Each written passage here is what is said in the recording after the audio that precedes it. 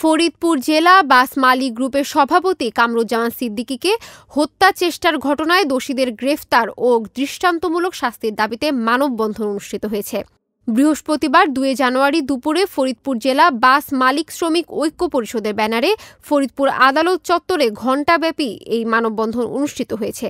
এ সময় বক্তব্য দেন জেলা বাস মালিক শ্রমিক ঐক্য পরিষদের সভাপতি বজলুর রশিদ, কার্যকরী সভাপতি আনিসুর রহমান, সহসভাপতি আসাদুর রহমান খান, যুগ্ম সাধারণ সম্পাদক রাজিবুল হাসান সুজন, জেলা মিনিবাস মালিক সমিতির সাধারণ সম্পাদক রফিকুল ইসলাম শামীম, জেলা আন্তজেলা পরিবহন শ্রমিক ইউনিয়নের সভাপতি আব্দুল মান্নান মানা, সাধারণ সম্পাদক আজাদুর রহমান আজাদ প্রমুখ।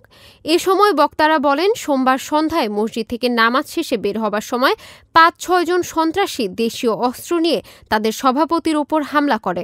প্রশাসন দোষীদের গ্রেফতার করতে ব্যর্থ হলে জেলার সব গণপরিবহন বন্ধ করে দেওয়ার ঘোষণা দেওয়া হয়। তারা বলেন, আসামিদের ভিতর ২ জনকে আটক করা হলেও তাদেরকে ছেড়ে দেওয়ার চেষ্টা করা হচ্ছে। এ বিষয় নিয়ে কোনো তালবাহানা সহ্য করা হবে না বলেও তারা হুঁশিয়ারি দেন।